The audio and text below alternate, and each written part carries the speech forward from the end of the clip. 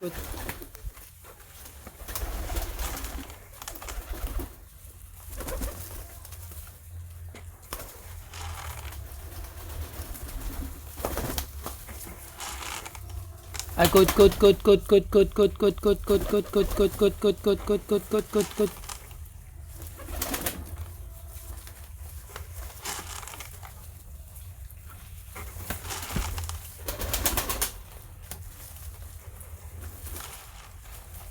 এখন শীতের সিজন চলে আসছে। শীতের সিজনে আপনার কবুতরকে অনেক যত্নে রাখতে হবে এবং গরম আবহাওয়ার মধ্যে রাখতে হবে।